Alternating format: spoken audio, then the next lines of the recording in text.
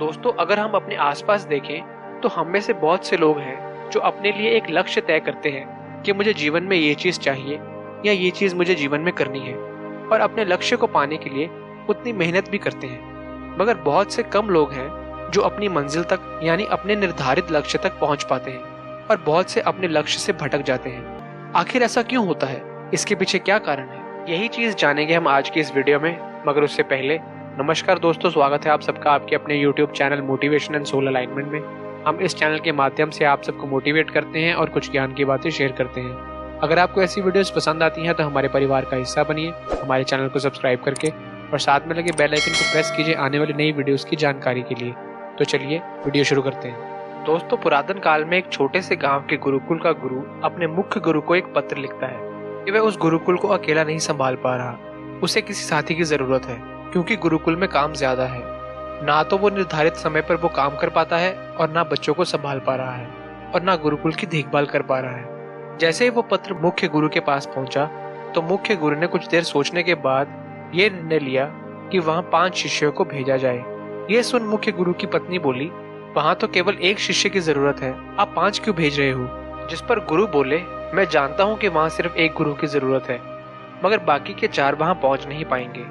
इतना कहकर वो गुरु अपने शिष्यों के पास गए और उन सब में से 5 शिष्यों को बाहर बुलाया और बोले, कल सुबह तुम सबको उस गुरुकुल के लिए निकलना है, वहां एक गुरु की जरूरत है, तो तुम तैयारी कर लो। इतने में एक शिष्य बोला, गुरुवर, एक छोटे से गुरुकुल के लिए हम 5 बहुत ज्यादा नहीं है, आपको नहीं लगता सिर्फ एक को ही भेजना चाहिए? उसके उत्तर स्वरूप गुरु बोले, रास्ता बहुत लंबा है और कठिन है, हो सकता है रास्ते में कुछ दिक्कत आ जाए या कोई समस्या आ जाए, इसलिए तुम सब जाओ। गुरु से आज्ञा पाकर वो सब कल की तैयारी में जुट गए और आपस में बात करने लगे कि वो तो छोटा सा गुरुकुल है, वहाँ हम सब क्या करेंगे, शायद गुरुदेव ने गलत निर्णय ले लिया है। और अगली सुबह वे 5 अपनी यात्रा शुरू करते हैं। मगर जैसे ही वे अपने शहर से निकलते हैं तो वो देखते हैं कि उनमें से एक का प्रियजन उनकी ओर आ रहा है और उनके पास आकर बोलता है कि अच्छा हुआ तो मुझे रास्ते में मिल गए, मैं तुम्हारे पास ही आ रहा था। जिसके उत्तर स्वरूप शिष्य बोलता है, क्या हुआ, क्या बात है? तो उसका प्रियजन उसे खबर देता है कि उसके पिता की तबीयत बहुत खराब है और वो उसे याद कर रहे हैं, इसलिए मैं तुम्हारे पास तुम्हें लेने ही आ रहा था। अपने पिता की खबर सुन वो शिष्य खबर आ गया और अपने साथियों से बोला कि मुझे जाना होगा, मेरे पिता को मेरी जरूरत है, मैं गुरुदेव को पत्र लिख दूंगा, मगर तुम सब आगे की यात्रा पूरी करो। इतना कहकर वे सब एक दूसरे को अलविदा कहते हैं और वहां से अपने अपने रास्ते चले जाते हैं। उन्हें चलते चलते रात हो चुकी थी, तो वो सब एक जगह खोजकर वहां पर विश्राम करते हैं, खाना खाते हैं और अगले दिन के सफर की योजना सोचते हैं कि कौन सा रास्ता ठीक रहेगा आगे बढ़ने के लिए।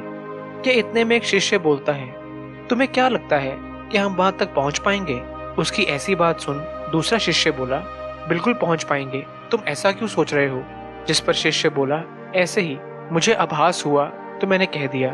फिर दूसरा शिष्य बोला, हमारे मित्र के पिता की तबीयत खराब होना सिर्फ एक इत्तेफाक था, तुम घबराओ मत, हम जरूर पहुंचेंगे। उसके बाद वे सब भोजन करके सो जाते हैं और अगली सुबह वे नहाकर और नाश्ता कर कर अपनी यात्रा आरंभ करते हैं। वे सब चलते चलते एक राज्य से गुजरते हैं जहाँ का राजा भ्रमण करने निकला होता है। वो राजा उन सबको देखकर रुक जाता है और उनसे उनका परिचय पूछता है, जिस पर वे उसे सारी बात बताते हैं कि वे कौन है और कहाँ जा रहे हैं। जिससे सुन राजा बहुत खुश हो जाता है और राजा उनके सामने एक प्रस्ताव रखता है।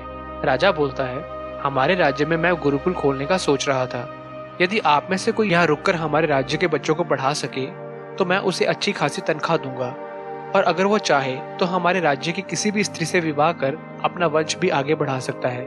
राजा के इस प्रस्ताव से एक शिष्य के मन में लालच आ गया और वो सोचने लगा, इतने बड़े राज्य में मैं अकेला मुख्य गुरु रहूंगा और अपने हिसाब से अपने निर्णय लूंगा। तो उसने सबसे कहा कि मैं सोच रहा हूँ कि यहाँ रुक जाऊं और यहाँ के बच्चों को शिक्षित करूं। आखिरकार यही तो हमारा काम है, और वैसे भी वहाँ तो सिर्फ एक गुरु की जरूरत है, तो मैं ऐसा करता हूँ, मैं यहाँ रुक जाता हूँ और तुम सब अपनी यात्रा पूरी करो। जब बाकी 3 शिष्यों ने अपनी यात्रा पुनः आरंभ की तो उन्हें अपने गुरु की बात सताने लगी और वे सोचने लगे कि हमारे गुरु कितने तेजस्वी और महान हैं। उन्होंने सत्य ही कहा था कि रास्ता लंबा है और कठिन है, और कठिन से ज्यादा है मन को मोहित करने वाली चीजें। उन तीनों ने निर्णय किया कि वे अब किसी भी भटकना से दूर रहेंगे और अपना लक्ष्य प्राप्त करेंगे। फिर उन तीनों ने अपनी यात्रा आरंभ कर दी और चलते चलते वे अगले गांव में पहुंच गए। वहां पहुंचने तक रात हो चुकी थी और वह भोजन के लिए भिक्षा मांगने निकल पड़े। वह तीनों अलग अलग दिशाओं में भिक्षा मांगने निकल पड़े। जब एक शिष्य एक घर में पहुंचा तो वहां से बहुत सुंदर लड़की बाहर आई और वो लड़की उस शिष्य की सुंदरता और कद काठी पर मोहित हो गई। उस लड़की ने उस शिष्य का परिचय पूछा और उनमें बातचीत शुरू हो गई। वो इस कदर उस शिष्य से आकर्षित हुई कि उसने उसके सामने विवाह का प्रस्ताव रख दिया और वो बोली, मैं आपके रूप और आपके गुणों से बहुत प्रसन्न हुई हूँ। मैं आप जैसे ही किसी श्रेष्ठ पुरुष का इंतजार कर रही थी। क्या आप मेरे साथ विवाह करेंगे? मेरे पिता इस शहर के सरपंच हैं और मुझसे विवाह करने के बाद वो गद्दी आपको मिल जाएगी। ऐसा प्रस्ताव सामने देख शिष्य का मन डगमगा गया और वो राजी हो गया। उस शिष्य ने अपने साथियों को सारी बात बताई और कहा, मित्र, किस्मत एक बार ही दरवाजा खटखटाती है। मैं हमेशा से यही चाहता था। मुझे लगता है मेरा सफर यहीं तक का था। मैं अब अपने जीवन में आगे बढ़ना चाहता हूँ, इसलिए तुम मुझे यहाँ छोड़कर अपनी यात्रा कल सुबह पुनः शुरू कर देना और अपनी मंजिल तक पहुँच जाना। और वैसे भी वहाँ तो सिर्फ एक गुरु की जरूरत है और मुझे लगता है कि भगवान का मेरे लिए यही इशारा है। इतना कहकर वो शिष्य वहाँ से चला गया और बाकी के बचे दो शिष्य एक दूसरे को आश्वासन देने लगे कि हम दोनों का ही सफर वहाँ तक का लिखा हुआ था और इसे हम जरूर पार करेंगे। मगर अंदर ही अंदर वे उन सबसे ईर्ष्या भी कर रहे थे। फिर उन दोनों ने भोजन किया और थोड़ी देर ध्यान करने के बाद सो गए। अगली सुबह वे जल्दी उठ गए और अपने सफर के लिए निकल पड़े। जब वे एक शहर के पास पहुंचे तो वहाँ के लोग आपस में लड़ रहे थे और एक दूसरे को भला बुरा बोल रहे थे। उन लोगों में विवाद चल रहा था कि भगवान होता है या नहीं। एक भीड़ बोल रही थी कि भगवान होता है और दूसरी भीड़ बोल रही थी कि भगवान नहीं होते, ये सब अंधविश्वास है। उनकी बहस सुनकर वे दोनों वहां रुक गए और उन्हें शांत करने की कोशिश करने लगे। मगर तभी कुछ लोग उन्हें बुरा भला कहने लग गए और ईश्वर को बुरा भला कहने लग गए। उनमें से एक शिष्य क्रोधित हो गया और बोला, तुम परमात्मा के बारे में ऐसे कैसे बोल सकते हो, जिसने ये सारी सृष्टि बनाई है, जो सारे संसार का पालनहार है। तुम उसके बारे में ऐसे कैसे बोल सकते हो? फिर एक व्यक्ति बोला, यदि वो परमात्मा है तो साबित करके दिखाओ। जिसके उत्तर स्वरूप वो शिष्य अपने साथी से बोला, मित्र, मैं अपने आराध्य की बेइज्जती होते नहीं देख सकता। तुम आगे जाओ, मैं इन सबको ज्ञान देकर तुम्हें मठ में ही मिलूंगा। मेरे आराध्य के बारे में कहीं गई इनकी बातें मेरे हृदय पर लग गई हैं। मैं ऐसे आगे नहीं जा सकता। अन्यथा एक ही शिष्य अपनी मंजिल तक पहुंच पाया। दोस्तों, अगर देखा जाए तो ये कहानी कहीं ना कहीं किसी न किसी रूप में हमारे जीवन से जुड़ी हुई है।